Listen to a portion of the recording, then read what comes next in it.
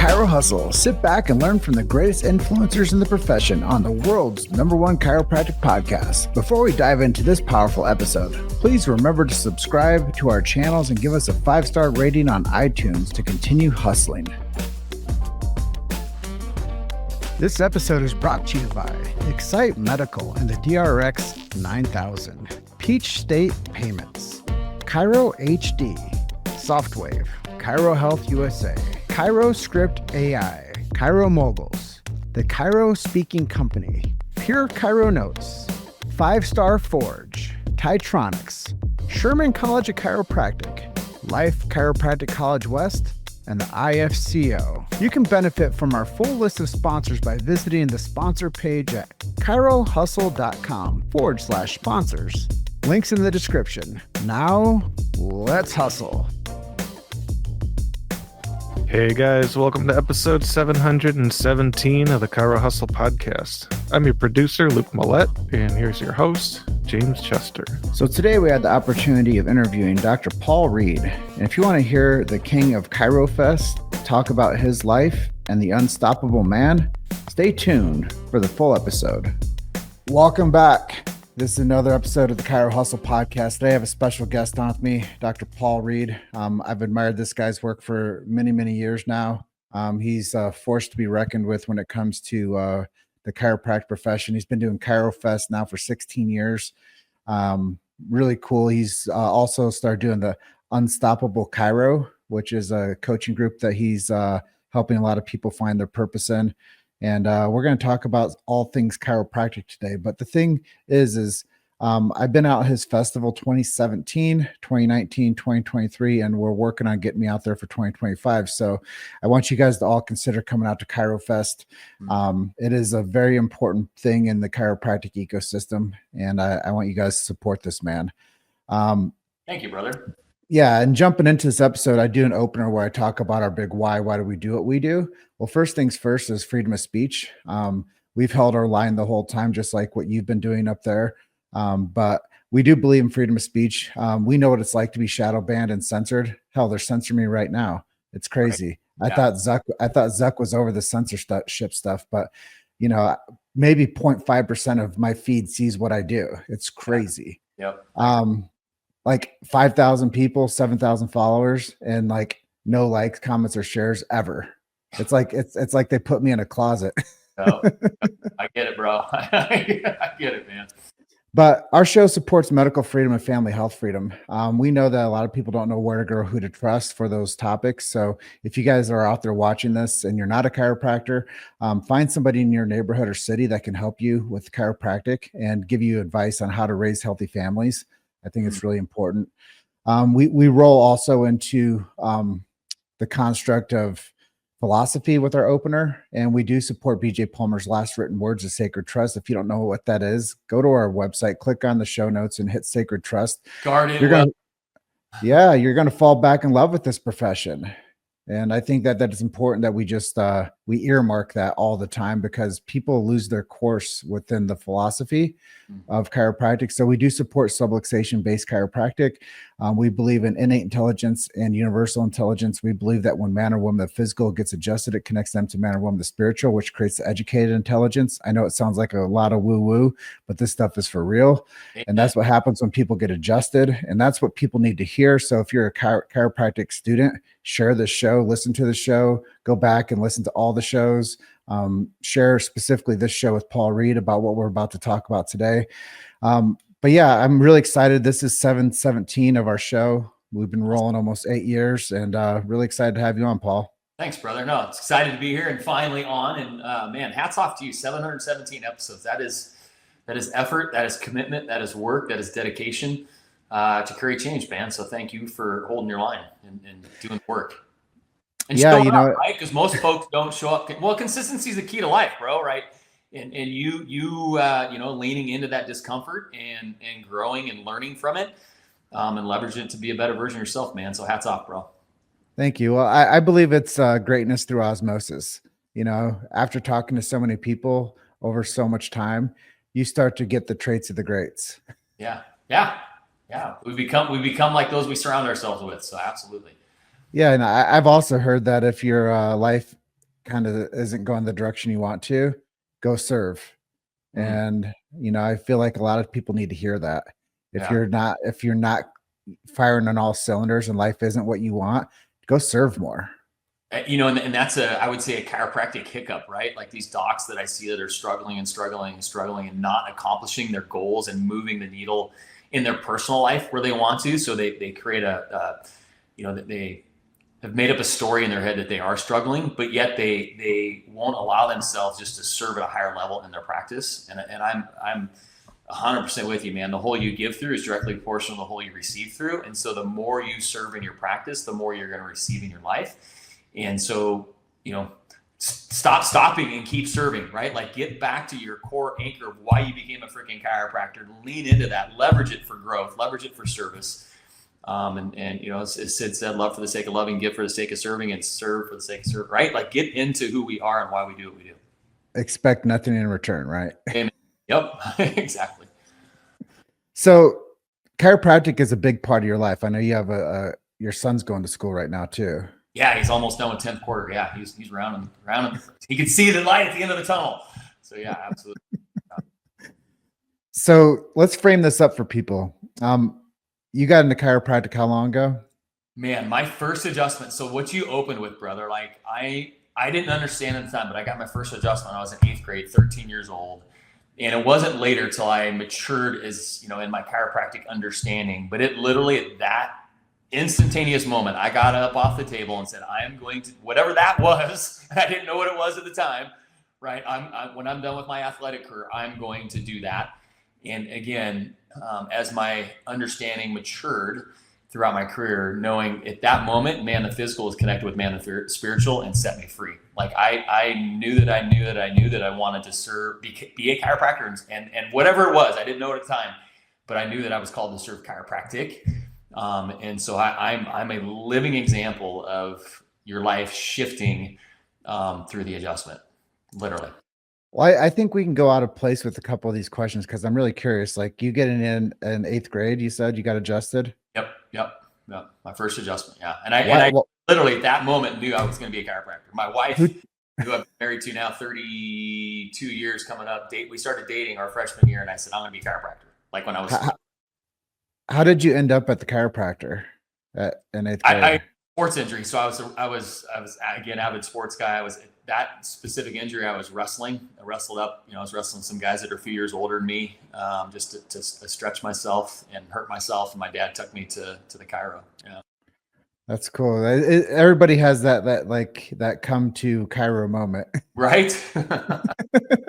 Well, I speak in my book that's coming out, like moments of impact. Like we have these moments of impact throughout our lives, where life was going a certain direction. We had an impact and it pivoted us to a completely different direction. And that was like one of my, major moments of impact in my life where it like completely course corrected who I was, who I became, who I am today is a reflection of that adjustment. How many years I'm going to be 54. So I was like 50 years ago, right? Or 40 years ago. A long time ago. So over the course of your career, who have been some of the people that have made a major impact as mentors for you?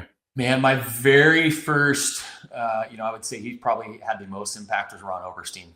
I started, I brought Ron on as my first mentor in my career. Before I finished school, crazy as it sounds, again, being an athlete and knowing coaches shorten your learning curve, they expedite your success, they uncover blind spots and help you succeed. I went to one of his trainings when I was in school. I was just getting ready to finish up, but I was still in school, couldn't practice yet. And I came home and told Heidi, like, hey, I need the checkbook. I need to send this guy, 12 post-dated checks for $650 back in 1998. She's like, what? And I haven't, it was the best decision I ever made for my life and my career. Yeah. And I the reason I ask that is because I think a lot of times people think they know it all and they have hesitancy towards investing in themselves. And I've gone all in over the past 10 years, like network groups, mastermind groups, traveling around, finding mentors, plugging into groups. Like, why do you think people have hesitation towards investing in themselves with coaching? No, I think honestly, man, I think there's a couple of reasons, but I think the biggest one is ego. right? We just, similar to what you said, like we think that we can handle it and do it on our own, and nothing, man, if you look at the greatest, most successful CEOs, athletes, they all have coaches in their life. I have 3 in my life right now, right? I am, again, the only reason my success and the accolades that I've accomplished is from having people in my corner that support me. Again, they look at something through, we develop blind spots, scotomas in our daily habits, and having a coach is priceless to help you see differently, and which is going to create different habits and different actions, going to get different outcomes. And so, yeah, man, I think the first thing is just ego and pride, and just not wanting to admit that there's people don't want to admit that there's a weakness. They don't want to admit that they're not good at something. And I think that, is a big limiting factor in their learning curve and shortening their success. You made it to Chiro Hustle. Sit back and learn from the greatest influencers in the profession on the world's #1 chiropractic podcast. This episode is brought to you by Excite Medical and the DRX 9000, Peach State Payments, Chiro HD, Softwave, Chiro Health USA, Chiro Script AI, Chiro Moguls, the Chiro Speaking Company, Pure Chiro Notes, 5-Star Forge, Titronics, Sherman College of Chiropractic, Life Chiropractic College West, and the IFCO. You can benefit from our full list of sponsors by visiting the sponsor page at chirohustle.com/sponsors. Links in the description. Now, let's hustle. Oh, he's back. Here we go, man. I've been talking, bro. I've just been carrying it on. I'm saying the man is trying to stop us from saving the planet. That is why your internet is jacked up, because our message is the most powerful message you've ever had out of 717 episodes. And so the man was attacking us, trying to stop us from delivering. I think that's the thing. That was my next lead in. Actually, I was going to say, you've been in chiropractic so long, you remember chiropractic before social media. Oh yes, dude. I didn't have their cell phones were not when I got into practice, dude. It was, no internet, like email was just coming out. Yeah. So let's talk about that a little bit, because I think today we have like the speed of connection, but before we got into internet land and before we got into social media, there was a lot of things that were going on to grow a practice before. Dude, you had to build relationships with people. None of this lazy internet crap. Like, and I still think docs need to be doing it. You had to get in your community. Bro, I opened my office in August. Now the Northwest isn't known for hot weather, but in August is one of our hotter months. And dude, I went door to door before I opened my office. Like literally walked around the neighborhood in a friggin' long sleeve shirt and a tie, knocking on doors, introducing myself to the community, right? There is. Yeah. What are the advantages of young chiros doing that today? I think it's nothing but up, man. It only supports people understand. Like, we know that the internet and this relationship that you and I have via the internet is fine. But when you and I meet and we hug and we shake hands and high five, you get to know the person. Like, you can't truly know the person through facial contact on the internet. You just don't. You don't, like, our kinesthetic understanding of who that person is, our innate connection, right? We all have innate within, and that connection happens. And dude, that's how you build a practice is through that relationship. So if I know that this isn't your problem, but if say that the average, what I hear the average is average chiropractor seeing 50 patients a week. That's not making an impact. But what suggestions would you give to them if they wanted to get out of that funk? Man, so there's lots. First, you got to peel back the onion, right? And see, I would tell you that most of them, it's the first subluxation is between their ears, right? So they haven't seen their self serving at a higher level. They haven't conditioned their nervous system through the repetition of performing at a higher level. So first is a mindset subluxation. Second is the process subluxation. They haven't done the heavy lift up front to establish a system and process to allow them to serve at a higher level. And so without a system or process, you're going to have, you're going to be a capacity block and limiting factors. And so that would be the second thing. And then getting people around them to support them in their ability to grow is the third subluxation that a lot of docs are unwilling to do. Yeah. And, you've seen it once again from your career. Now you got your son's going through school, and the cost to acquire an education when you finish college, the cost to acquire to get a degree now, there's a huge gap there. more. Yeah. Yeah. So what do you recommend to the students on managing that newfound that and that newfound life by it's a different game. That's what I'm Yeah, saying. completely is a different game. First and foremost, minimize your expenses. Like live, as much as I'm a fan of like enjoying life, like embrace it for the how many ever 14 quarters that you have to go through school. And knowing if you sacrifice now for the things you want later, it's going to be easier. So don't live, I hear of so many students, through my son, who maximize their loans to be able to play a little bit. Like, hey, I want to travel, I want to do this, I want to have that, whatever. Like they're spending more than they should be with where they're at in their life, and dude, like that's not going to set you up for success. That's going to set you up for more debt, and you're going to have to work a little bit harder. Not that you shouldn't work hard anyhow, but it's just going to take that much longer for you to get uncovered from that responsibility. So that first is minimize your expense. Like, dude, my wife and I lived we rented, when I was going through chiropractic school, we rented a master bedroom from a neighbor friend of her mom's, because it was only like $200 a month. Like, we did what we had to do. We sacrificed, early to be able to have what we have now. And so again, sacrificing up front. Two, never losing sight. I think a lot of them lose sight of that whatever ignited them to become a chiropractor, right? So then they get out and they lose a little bit of that spiz, a little bit of that passion, a little bit of that enthusiasm to want to do the things, to communicate, to do the talk, to do the screen, to get up early, to stay up late and quote unquote hustle, right? Chiro hustle like you do. You're all over the planet changing lives. And a lot of them they lose that spark, and then they're unwilling to embrace that discomfort to do the things that, that little bit of upfront uncomfortableness, extra work pays huge dividends down the road once you get into flow state. So never losing sight of that. And then, again, pouring into yourself, we opened up with, like the more that they lead themselves, the faster their success. So, yeah.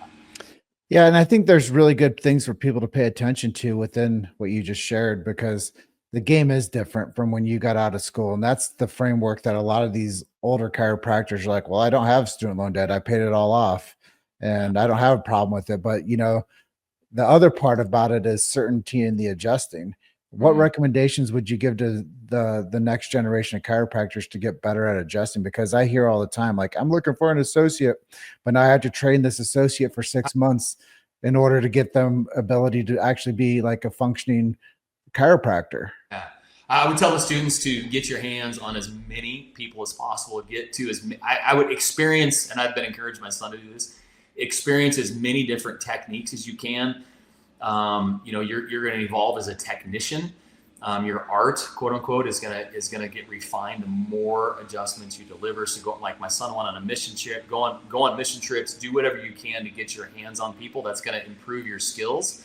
And as much as what we do through communication, the adjustment is important as well. So making sure that you become a master of your technician. So, and I guess we have to go full circle on it. Philosophy. If they're not getting philosophy in their schools, how do they plug into philosophy? I know you have Chiro Fest, and it's definitely founded in philosophy, but how do you recommend these kids to start learning philosophy? Get to events, get into the green books. Again, with the internet, you can find them on the internet, and surround yourself in environments that are philosophical. And again, it is the anchor of all things chiropractic.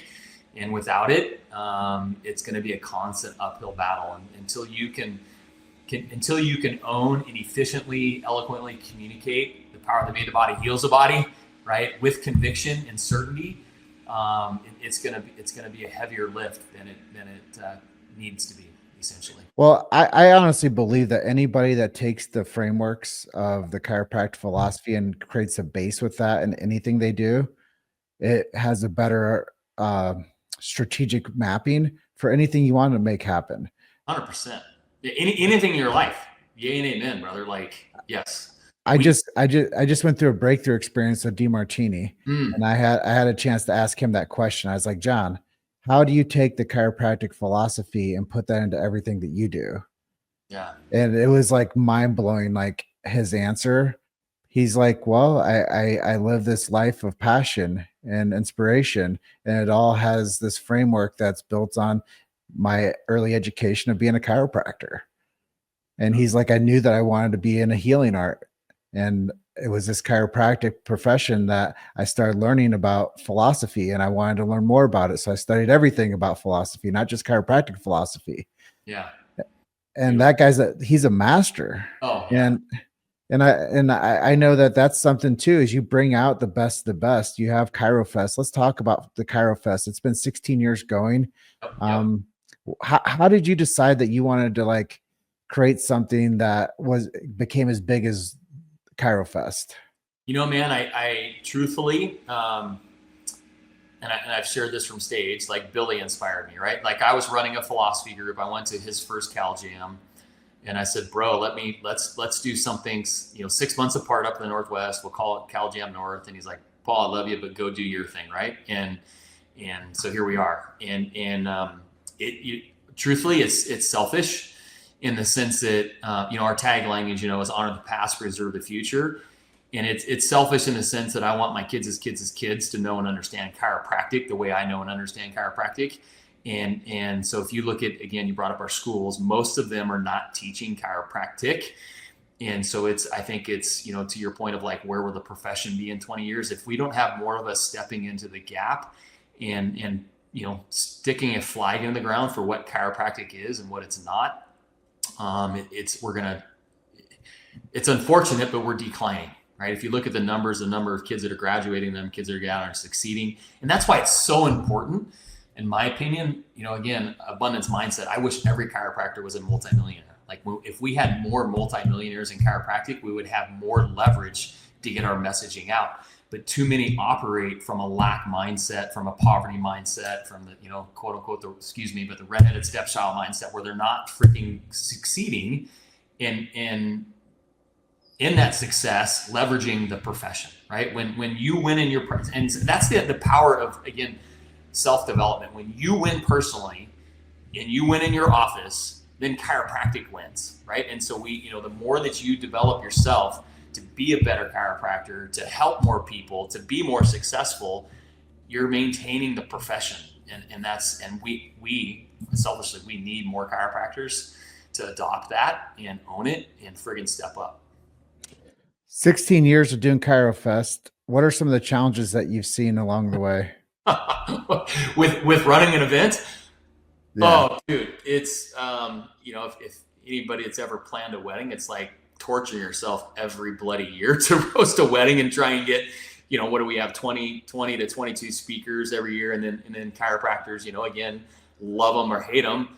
Like most do not plan, right? Failing to plan is planning to fail, and most are like, oh, that's right, that's next month, I better register, instead of like, well, I know I'm going to go. I know it's 10 months from now. I might as well register and save Paul and Billy and Tim, whoever's doing these events, some stress. And planning an event is is not easy.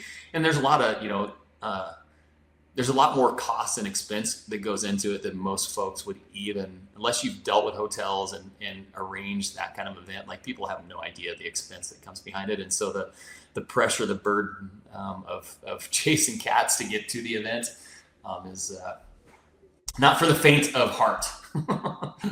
Talk about your team. I know you got a pretty amazing team that helps pull off the event too. Heidi and I are blessed, man. So the years of my practice, I had all my CAs would help me facilitate it. And since I've exited from the Pratt and Having offices, I don't have that team. But that team, because of the relationship and rapport and culture that we had created with our team during those years of serving, they all come back and support it. So it's all my old CAs that rally for a weekend because they love chiropractic. They want to support Heidi and I in our messaging. And yes, we've been blessed with amazing people in our lives that support us. So really cool. And throughout this whole evolution of career, being an entrepreneur, husband, father, chiropractor, now coach. And how long have you been doing the coaching gig? Bro, I did it early in my career. So a buddy of mine, Todd Royce, and I had a firm, it was called Firm Foundation Coaching. That was like year 10 to 14 of my career. And two things. One, we were young, right? Granted, we were successful, but we were young, and that's what kind of makes me chuckle about some of these younger coaches coming out in the space. You don't know what you don't know. And then two, because we were practicing, we both had young families and practicing. We didn't feel like we could serve our clients the way that they needed to be served and be available for them. And so we did that for a few years and then stopped. And then again, I've been at it again almost 2 years, be 2 years June. Full time. I'm fully accessible for my docs to reach out to me and support them and grow. And so, man, it's rewarding, just like practice. Like when you see that light bulb turn on for a patient, like, wow, they got it. Like they finally, like it clicked. It's almost as rewarding to see a doc, like finally, like it clicks, like, oh dude, like I didn't realize that I was that off, and that little shift made a huge impact in my life and business. So. Yeah. And I know earlier we talked about like the foundations of your career and how you got into it, but maybe as you go through the evolution of coach, now back to coach, what are some of the things that you might give as advice to people to release their greatness? Man, it's clarity of vision, like really leaning into who you were called to be. And again, most of us lose that spark. Like they had that initial spark. And I would say that's, the reconnecting. So it's fun working with docs that are a few months in to 30 plus years in. I have a broad base of practitioners. And the ones that are deeper in their career, a lot of it is really reconnecting them with that initial spark, because they lose that flame, and the younger ones, it's helping them establish how to keep that flame, and then course correcting them through all the things to navigate as a business owner. So, yeah, I think it's really cool to see how people develop better when they trust the people they're working with. Yeah.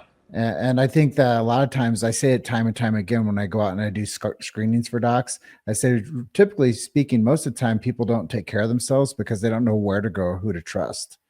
Mm-hmm. And I think trust is a massive thing when it comes to this coaching world, or to the marketing world, or to practice management world. Like there's a lot of people out there that want the responsibility to be the growth expert or to be the manager of like systems. But there is a massive like pitfall when it comes to finding trust with people. How have you been able to establish that trust with your clients that you coach? I think, honestly, man, it's just being humble and authentic with them. Like, I think there's no reason to, and maybe some of that is, it's just the way I was raised, right? But if you're not being true and authentic and transparent, there's incongruencies. And I think there's a big gap of incongruencies in that space. And so really being true to who you are, being real about what you have and have not done, and sharing that with those folks and again, coaching is really walking alongside that person. You can, there's times to be behind them and kick them in the butt and get them going. There's times to be in front of them to pull them through a tough time. But most of it is walking alongside them and helping them navigate the journey. Because I teach, not to keep rambling. I tell every one of my docs, like, I'm not going to teach you anything that you don't already know. And you have everything inside of you that you need to succeed, but we just got to freaking break the shackles and bring that giant out. Like, everybody has it in them. And there's just so many docs are just shackled by fear, shackled, by past failures, like all that stuff, right, that gets in our way.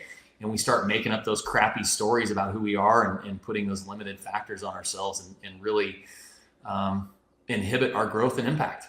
Yeah. So past 2 years, share with me a miracle story you've seen with one of your clients, how they came into you and how they're producing today.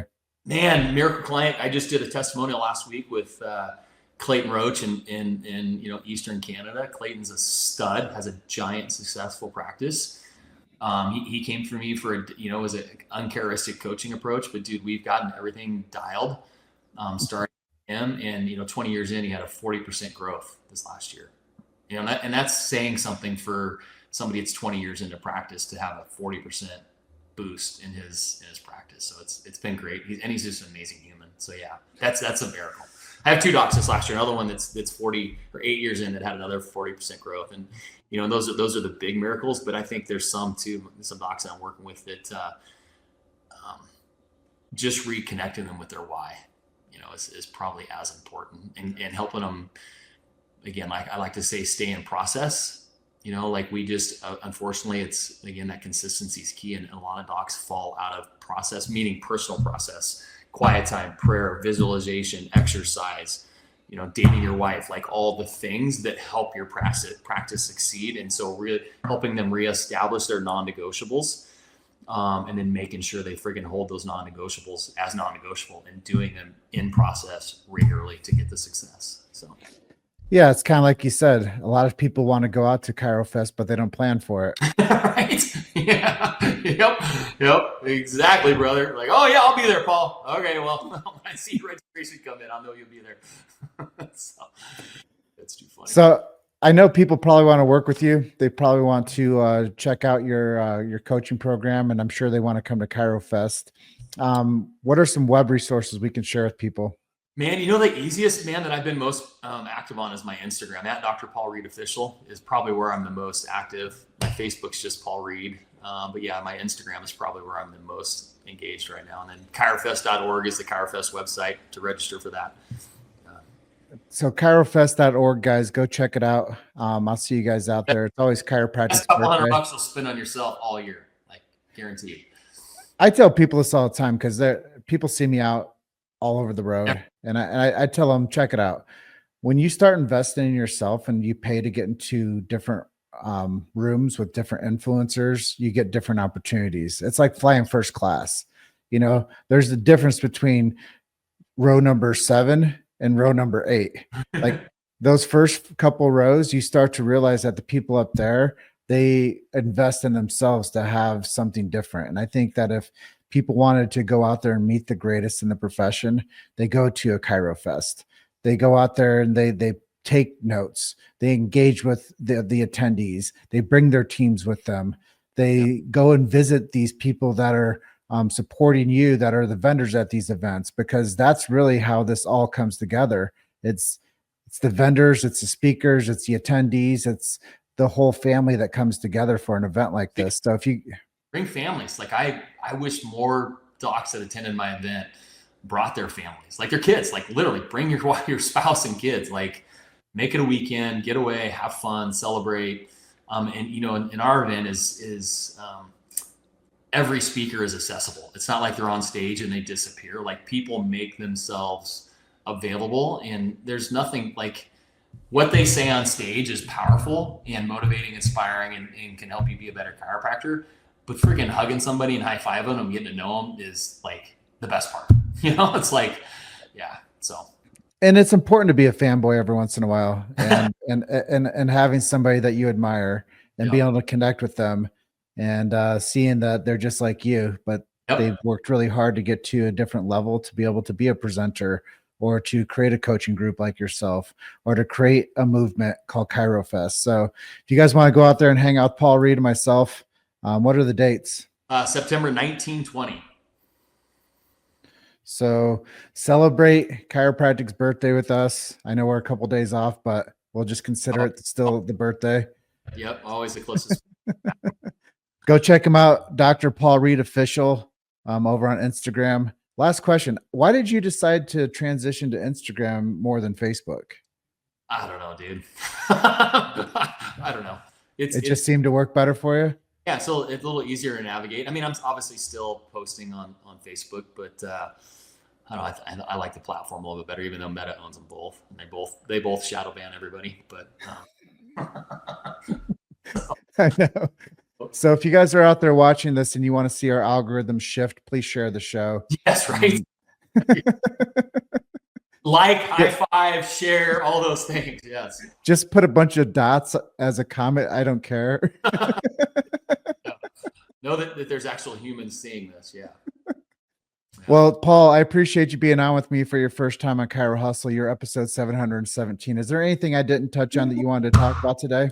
Nah, man, I just want to, hats off to you for, again, you and I spoke about this before we opened up, but dude, we met when I spoke at that Epoch years ago, and you were just launching the Chiro Hustle James Chester, branding, marketing, whatever you call it. So again, hats off to you for freaking holding the line and doing the work and showing up, bro. So I saw this guy, Joe Borio, speak from stage one time, and he said, tell the story, tell the story, tell the story. And I realized that it was a very valuable thing to tell the story about.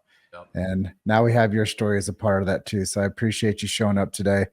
9/10 of it's showing up, and the rest is the execution and the completion. So this is the end of episode 717. I close out like I always do and tell everybody, you guys are just one story away. Keep hustling. I'll see you guys on next episode. See you later, Paul. Later, brother.